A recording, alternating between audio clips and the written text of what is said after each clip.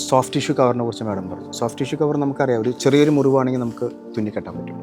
പക്ഷേ പലപ്പോഴും അങ്ങനെ നമ്മൾ പ്രിഡിക്റ്റബിൾ പാറ്റേണിലല്ലോ ഇഞ്ചുറി വരിക. ഫോർ എക്സാമ്പിൾ, ഇപ്പോൾ ഒരു എല്ലൊടിഞ്ഞു, ആ ഭാഗത്ത് സ്കിന്നും മസിലും ഒക്കെ പോവും, ടിഷ്യൂ ലോസ് എന്ന് പറയും.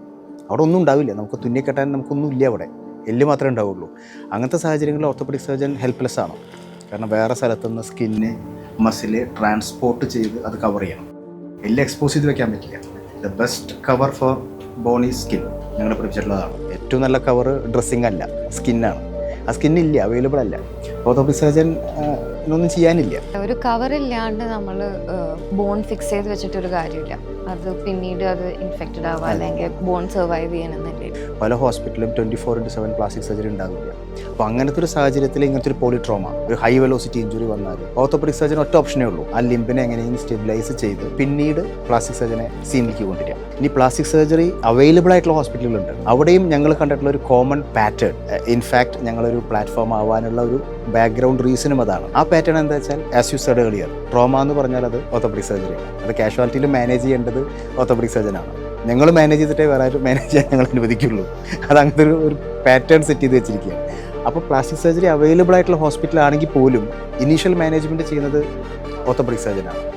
എന്നിട്ട് സെക്കൻഡ് ഡേയോ തേർഡ് ഡേയോ ആണ് മിക്കതും ഡോക്ടർ ഗോപിയെ പോലത്തെ പ്ലാസ്റ്റിക് സർജൻ ഫീൽഡിലേക്ക് വരുന്നത്. അപ്പോൾ ഒരുപാട് ലിമിറ്റേഷൻസ് വരും. കാരണം എന്താ വെച്ചാൽ, നമ്മളിപ്പോൾ ഫോർ എക്സാമ്പിൾ ഒരു ട്രോമ കേസ് വരികയാണ്, ഒരു എല്ല് പൊട്ടി ഒരു ഫ്രാക്ചർ കേസ് വരികയാണ്. അപ്പോൾ അതിനെ നമ്മൾ കവർ ചെയ്യാൻ നമ്മൾ ഫ്ലാപ്പ് പ്രൊസീജിയേഴ്സ് എന്ന് പറയും. അതായത് ദശയെടുത്ത് കവർ ചെയ്യുക, ബോൺ എക്സ്പോസ്ഡ് ആയിട്ടുള്ള ബോണിനെ കവർ ചെയ്യുന്ന പ്രൊസീജിയേഴ്സ്. അത് നമുക്ക് ഐഡിയലായിട്ട് കുറച്ച് ഓപ്ഷൻസ് ഉണ്ടാവും. ഇപ്പോൾ സപ്പോസ് ഒരു ഓർത്തോപെഡിഷ്യൻ ബോൺ ഫിക്സ് ചെയ്യുന്ന രീതി, അവർ പാസ് ചെയ്യുന്ന പിൻസും കാര്യങ്ങളും ഒക്കെ ഫിക്സ് ചെയ്യുന്നത് ഈ ഫ്ലാപ്പിൻ്റെ സർക്കുലേഷൻ ബാധിക്കുന്ന രീതിയിലാണെങ്കിൽ ആ best option for the patient പോവുകയാണ് അവിടെ. പിന്നെ ഈ 2-3 ദിവസം കഴിഞ്ഞ് നമ്മൾ കാണുമ്പോൾ പിന്നെയുള്ള ഓപ്ഷൻസാണ് നമുക്ക് ചെയ്യാൻ പറ്റുള്ളൂ. ഐഡിയൽ ഓപ്ഷൻസ് ഒക്കെ പോവുകയാണ്, എക്സോസ്റ്റഡ് ആയി പോവുകയാണ്.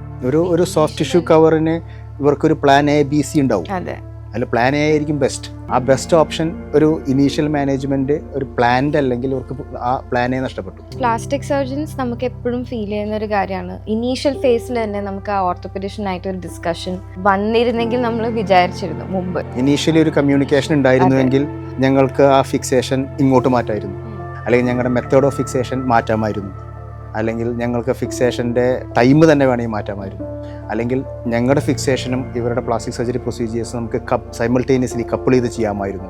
ഇങ്ങനെ ഒരുപാട് റിഗ്രറ്റ്സ് വരുന്ന സാഹചര്യങ്ങൾ ഉണ്ടാവാറുണ്ട് ഞങ്ങൾ കമ്മ്യൂണിക്കേറ്റ് ചെയ്യുമ്പോൾ. ആ ഒരു സംഭവം പ്ലാസ്റ്റിക് സർജറിയും ഓർത്തും ഉള്ള ഹോസ്പിറ്റലിൽ പോലും നടക്കുന്ന സംഭവമാണ്. കാരണം നമ്മൾ രണ്ടുപേരും ഒരുമിച്ചല്ല വർക്ക് ചെയ്യുന്നു. ഒരാൾ വർക്ക് ചെയ്യുന്നു, പിന്നെ 2, 3, 4 ദിവസം കഴിഞ്ഞ് നമ്മൾ റെഫറൻസ് കൊടുക്കുന്നു, ആ റെഫറൻസ് അനുസരിച്ച് പ്ലാസ്റ്റിക് സർജറി വരുന്നു. അപ്പോൾ അതൊക്കെ ഒരു കമ്പൈൻഡ് പ്ലാറ്റ്ഫോമിൽ വർക്ക് ചെയ്യുമ്പോൾ ഒരു പ്ലാസ്റ്റിക് ഓർത്തോ സൈമൾട്ടേനിയസ്ലി ആണ് പേഷ്യൻ്റെ അടുത്ത് പോകുന്നത്.